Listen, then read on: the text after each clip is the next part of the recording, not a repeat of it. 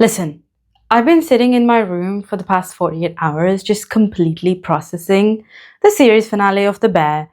And honestly, I just need to vent to you guys because my mind is completely blown. Like, I genuinely don't know what to do with myself now that the show is over. Welcome to the Borderline Reviews, and today we have to get the support group going because The Bear has ended after 5 seasons. And for people who loved this show, like me, we're all just sitting with this beautiful climax and all the lessons it taught us along the way. But before we even get into the crazy character arcs and how everything wrapped up, I have to tell you about this theory I saw online because it completely flipped my perspective on the entire series. Someone on Instagram pointed out that the 5 seasons of The Bear perfectly mirror the 5 stages of grief. And when you sit back and look at the trajectory of the show, it is wild how accurate this is. Think back to season 1. That was pure denial. Carmi comes back to Chicago after Mikey's passed away, and instead of processing the fact that his brother is gone, he throws himself into his greasy, failing sandwich shop. He's completely denying his pain, pretending he can just magically fix the plumbing, the menu, and everything will be fine. He's running on pure adrenaline because looking at the reality hurts too much. Then we get to season 2, which was anger. Oh my god, the sheer volume of screaming in season 2 was off the charts. The walls were literally tearing down around them, and everyone's frustration was just boiling over. Richie is angry at the world, Kami is melting down, and the entire ecosystem of the restaurant was just one giant explosive temper tantrum because they were starting to realize how hard it was to move on. Carmi and Sydney are trying to do the menu, Carmi wants a chaos menu, and Tina and Eber are going to culinary school. Then season 3 shifts into bargaining. This is where they're trying to force this impossible fine dining concept to work. Carmi is changing the menu every single day, which is the ultimate form of bargaining with reality. I think he's basically saying that if I can make this one dish perfect, if I can get this Michelin star, then Mikey's death will mean something and the pain will stop. They're constantly negotiating their way out of the financial and emotional ruin. There's the non negotiables, and Carmi pushing everyone at the restaurant to their maximum. Then season 4 was depression. It was heavy and quiet and honestly a little exhausting to watch because everyone was just so isolated in their own heads and the flashy kitchen chaos was slowing down, and we were just left with the crushing weight of the fact that the restaurant was going to close down soon and everyone was just feeling the pressure of being completely defeated. They were also running out of money and time, trying to keep the dream going, and we could just feel the sadness through the screen. And that brings us to the final season 5, which was just acceptance. When you view the series through that lens, the ending just becomes much deeper. It explains why the show shifted away from giving us constant panic attacks every week to something more grounded and emotional. But 5 seasons in 4 years is a crazy run for a TV show, but looking back, it wasn't just a show about a kitchen. It was one massive, painful, beautiful story about a group of broken people trying to figure out how to survive a tragedy and finally accept the reality. So let's talk about Carmi because his arc this season took a turn and I don't think anybody saw it coming. But the more I think about it, the more I absolutely love it because when we first met Carmi in season 1, he was this legendary high-end Michelin star chef, but the guy was completely crippled inside. He was walking around with anxiety, in grief, and possessed by the toxic obsession with everything absolutely having to be perfect. And a massive part of that, which the show finally peeled back for us, was the deep, deep trauma from New York. You know the guy I'm talking about, Chef David, the chef who constantly stood over his shoulder, whispering awful things, looking down on him, and basically breaking his spirit every single day. And he drilled into Carmi that he was never going to be good enough, and the only way to achieve greatness was through misery and self-destruction. And Carmi carried that like a badge. He thought that he had to be miserable to cook good food, but the only place Carmi felt safe or gained any real confidence was when he worked at Chef Terry's restaurant. And by the way, can we just talk about how much I love Olivia Colman? Every time she was on screen, she just radiated this warmth. And that kitchen environment showed Carmi a completely different world. It showed him that food didn't have to come with screams and tears and emotional abuse. It could come from a place of care. And that was beautiful. But then when Mikey passed away and he came back to the beef, that was the real tragedy for Carmi's character, because even after learning so many lessons, the moment he opened the bear, the old trauma took over again. He got so caught up in the crushing pressure of the business, the critics, his own expectations, and that he completely lost his love for cooking, and it wasn't art to him anymore. It became a prison, it became a source of pure panic, to the point that he couldn't even look at a plate of food without his chest tightening up. Which brings me to possibly the most pivotal scene in the final season, and it honestly made me so emotional. Carmi is just chopping onions. Think about the contrast here. He's a guy who can make these hyper complex world class dishes with foams and gels and fancy techniques, but here he's just with a knife, a cutting board, and a pile of onions. No crazy pressure, no one yelling at him, just the knife and his chopping board. Just like he asks Sydney to look to the sound of the grease on the pan. And you can see the incredible shift on his face. It's the first time in years when he looks calm. He's good at it, he's fast at it, and he actually enjoys it. So when he tells Sydney how it made him feel, it was so emotional. It's this beautiful, quiet epiphany where he realizes this is why I got into the kitchen in the first place. He didn't do it for the Michelin star or the reviews. He did it because he loved the simple, tactile art of making things with his hands. And that's what he says in his interview at the last episode. Which brings us back to the final decision that he made at the end of the show, which is to leave the restaurant. And I know that some people are really frustrated or even shocked by it, but I think it was right for him. He quit the restaurant that caused him so much stress and anxiety. He steps away from it and realizes that environment is just too tied up with his trauma, and he needs to completely reinvent his relationship with creativity. He got into cooking because he loved art, structure, and design, and seeing his final ending where he takes an internship as an intern at an architectural firm. I mean, guys, I was smiling ear to ear, and he's finally exploring the pure love for art and design, but in a space that doesn't trigger his panic attacks or bring back the ghost of his toxic mentor. He'll be learning to build things instead of burning himself down. Now let's move on to Sydney, because can we please just give Ayo Abidari her flowers? For the longest time, Sid's biggest struggle on the show was just trying to voice her opinion, and you can't really blame her, right? She was dropped in the middle of this loud, chaotic, deeply dysfunctional Berzado family dynamic. Trying to get a word in edgewise with Carmi and Richie's like trying to have a conversation in the middle of a hurricane. And for the first few seasons, she was swallowing her own thoughts. She would have these brilliant ideas.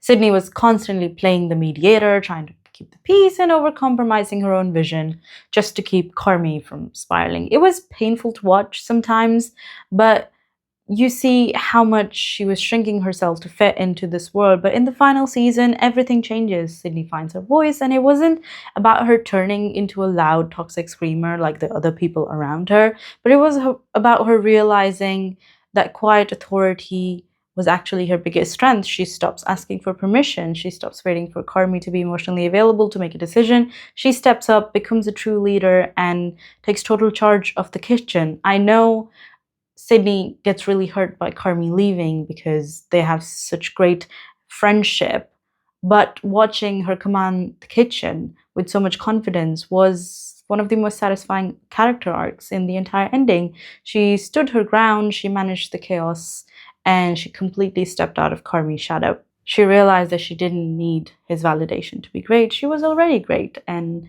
as Carmi says, she's the bear. Seeing her look around the kitchen and realize that she had earned all of that success when she gets the phone call. And also the last hug between Carmi and Sydney was everything. And let's grab a drink because we have to talk about my absolute favorite person in this entire universe, Cousin Richie. You guys already know how I feel about this, but I have to say again, the episode Forks from season 2, the one where Richie gets sent to Chef Terry's restaurant, that is without a single doubt my absolute favorite episode in the entire series. It's not even a competition. Before that episode, Richie was just a walking disaster. He was angry, he was loud, he wore dirty t-shirts, and he felt completely left behind the world. He thought he had no skills, no purpose, and that Carmi just looked down on him. But that spoon episode changed everything. It taught him the true meaning of hospitality. He realized that micro elements matter. Polishing the spoon wasn't a chore, it was an act of respect for the guest. It gave him the profound sense of purpose that he had never felt in his entire life. And the last scene with him singing out loud to Taylor Swift was just so good. And Chef Terry rewired his brain, and we watched all that growth carry through the very last episode of the show. He became this immaculate, sharp-dressed man who could read a dining room like a book. He found his self-worth. But there was the one specific storyline that I was praying the writers would forget, because I had been waiting for it for so long. I wanted Richie and Jessica to finally come together. The chemistry between them since season 2 has been absolutely electric, and I was just begging the universe to finally find their spark. And oh my god, you guys, the finale actually delivered. Because when it gets revealed in the end that Richie and Jessica are not only together, but they're literally flying to Japan, I honestly cannot even describe the noise that came out of my mouth. I literally cheered out loud in my room. Think about where Richie started. He was a guy who thought his life was essentially over, living in his dead best friend's shadow, feeling completely unloved, and now he's a deeply respected front of house manager, total confidence, and he's flying across the world to Japan with this incredible, brilliant woman who truly sees him for who he is. And I think that's the most beautiful earned emotional payoff, and I'm just so incredibly happy for him. And honestly, what made the finale feel so incredibly satisfying, that it wasn't just the big three who got amazing closures. It felt like everyone in the entire crew, family, got what they deserved: a happy life, a real confidence and peace. Take Marcus, for example. His journey had been so heartbreaking, especially with the loss of his mum, and then his dad.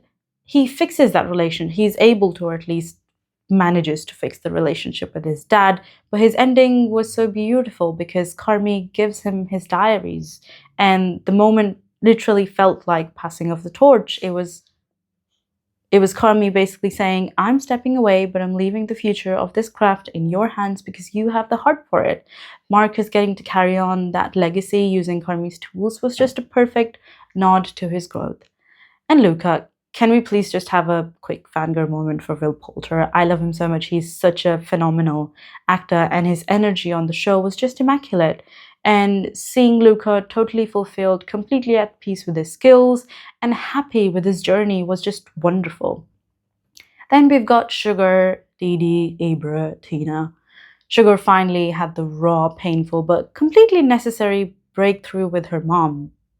And by the end, she finally breaks the generational cycle of panic. She is at peace, her family is happy, and she isn't living in fear anymore. And Tina, remember season 1, Tina? She was so terrified of change, so defensive, so insecure about her place in the kitchen.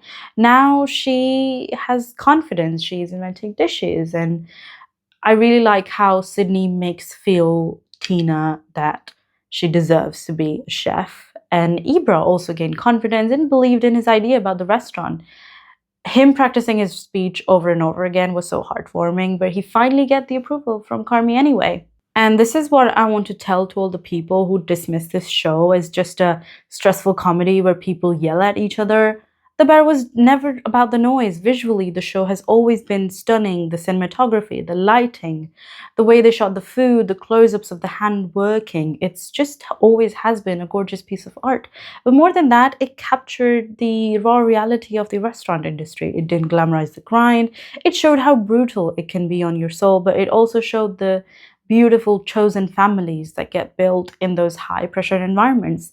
And underneath all those burnt pans and the ticket machines, it was just a story about people learning how to heal their trauma and to find a little bit of self-love. The show has always been about family. Now, I will always be honest with you guys, so I can't just sit here and give you a full review without talking about the one single complaint with the final season. It's a minor thing in the grand scheme of how beautiful the writing was, but it definitely bugged me a little bit while I was watching the show. So, Sam's going to be a bit upset, but It's not that big of a deal, but I still have to say it. I really, really miss the massive, lovely cameos that we used to get in the previous seasons. Part of the magic of watching The Bear over the years has always just been the unpredictability. You'd be watching a random episode and suddenly John Cena is on screen and he's delivering a great comedic acting, and Brie Larson as Francine, she was amazing. We also, we saw Bob Odenkirk and John Bernthal again, but I just missed so many others. The cameos made the world of The Bear feel so massive and alive and full of these incredible, heavy hitting surprises. In the final season, it felt like they dialed that back significantly. I know the focus was entirely on our core crew, which, don't get me wrong, gave us some deeply intimate, emotional character moments, but I definitely felt a little bit of a void. I was waiting for the next guest star to walk in through the kitchen doors, or when it didn't really happen, I felt a little bit let down.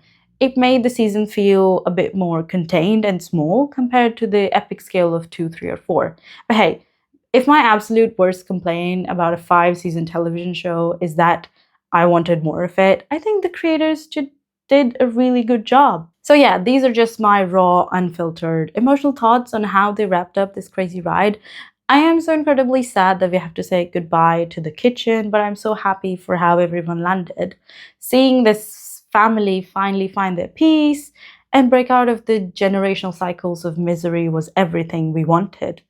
So I would like to give The Bear 3 Michelin stars. But now I want to hear from you guys. What did you think about Carmy completely quitting the kitchen for architecture?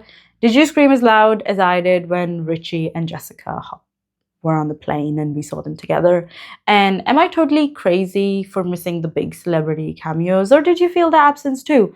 Let's get into the comments, drop your rants, drop your emotional theories, and let's process this ending together. If you really enjoyed the review, please subscribe and give the video a thumbs up, and I will see you next week. Thank you so much for hanging out with me today. Have a great week, and chef.